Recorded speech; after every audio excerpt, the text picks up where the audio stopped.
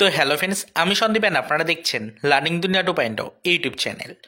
তো ফ্রেন্ডস, আবারও কিন্তু আপনারা যারা প্রাথমিক শিক্ষক নিয়োগ প্রক্রিয়ার 2022-এর টেট পাস চাকরি প্রার্থী রয়েছেন এবং আপনারা যারা আগামীতে ইন্টারভিউ নোটিফিকেশন প্রকাশের জন্য দীর্ঘদিন ধরে অপেক্ষায় রয়েছেন এবং দিন গুনে চলেছেন, মূলত তাদেরকে উদ্দেশ্য করে আজকের এই ছোট্ট ভিডিওটির মাধ্যমে একটি গুরুত্বপূর্ণ বিষয় নিয়ে আমরা আলোচনা করতে চলেছি।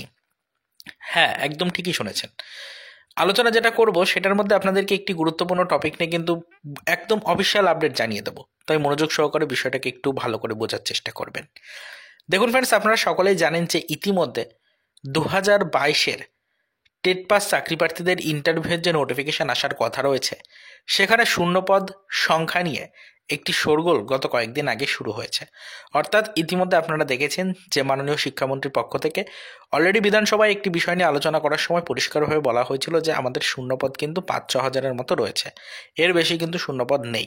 তো এই শূন্যপদ নিয়ে কিন্তু একটা বিতর্কিত মন্তব্য কিন্তু অলরেডি শোনা যাচ্ছিল চাকরি প্রার্থীদের মধ্য থেকে। তো বিষয়টা আপনারা সকলেই কিন্তু জানেন এবং অলরেডি কিন্তু বিষয়টা নিয়ে আপনারা সকলেই অবগত। তবে বর্তমান পজিশনে দাঁড়িয়ে আমাদের কিন্তু প্রাথমিক শিক্ষক নিয়োগ প্রক্রিয়ার 2022-এর এই টেট পাস চাকরি প্রার্থীদের ইন্টারভিউর যে নোটিফিকেশন আসবে, সেখানে 2025 শিক্ষাবর্ষে দাঁড়িয়ে হিউজ পরিমাণে ভ্যাকেন্সি আপডেশনের সম্ভাবনা কিন্তু রয়েছে। এটা কিন্তু অলরেডি বিভিন্ন সমীক্ষা থেকে সামনে উঠে আসছে। অলরেডি চাকরি প্রার্থীরা কিন্তু বিষয়টা সম্পর্কে অবগত, তবে তা সত্ত্বেও কেন মাননীয় শিক্ষামন্ত্রীর পক্ষ থেকে এই ধরনের একটি ভুল বার্তা সকলের জন্য প্রোভাইড করা হলো, সেই নিয়ে কিন্তু একটি প্রশ্নচিহ্ন সকলের মনে কাজ করছিল। তো অলরেডি সেই বিষয়ের উপর একটি গুরুত্বপূর্ণ আপডেট কিন্তু এসে পৌঁছলো। দেখুন, অলরেডি যেটা জানা গেল সেটা হচ্ছে যে মাননীয় শিক্ষামন্ত্রীর পক্ষ থেকে যে 5-6 হাজার শূন্যপদের একটা নির্দিষ্ট সংখ্যা বলা হয়েছিল, সেই সংখ্যাটা কিন্তু অবশ্যই ভুল। এই সংখ্যাটা অবশ্যই পরিবর্তিত হতে চলেছে। মোটামুটি যা ভ্যাকেন্সি রয়েছে সেটা 15,000 প্লাস কিন্তু ভ্যাকেন্সি অবশ্যই রয়েছে। তবে এই মুহূর্তে দাঁড়িয়ে পর্ষদের পক্ষ থেকে ঠিক কতটুকু ভ্যাকেন্সি নিয়ে নোটিফিকেশন ছাড়া হবে ইন্টারভিউয়ের জন্য, সেটা নিয়ে একটা প্রশ্ন থাকলেও কমপক্ষে 10 থেকে 12,000 কিন্তু ভ্যাকেন্সি অবশ্যই বরাদ্দ থাকতে চলেছে 2022-এর টেট পাস চাকরি প্রার্থীদের আগামী ইন্টারভিউতে। তো এইটাই আপনাদেরকে বললাম যে ভ্যাকেন্সি নিয়ে চিন্তিত হওয়ার কোনো কারণ নেই। অলরেডি গত কয়েকদিন আগে আমরা একটি খবর কিন্তু পেয়েছিলাম, প্রাথমিক শিক্ষা পর্ষদের পক্ষ থেকে জানানো হয়েছিল এবং শিক্ষামন্ত্রী নিজে কিন্তু বিধানসভায় একটি বক্তব্যের মধ্যে আলোচনা করেছিলেন যে 5-6 হাজারের মতো ভ্যাকেন্সি রয়েছে এই মুহূর্তে রাজ্যে।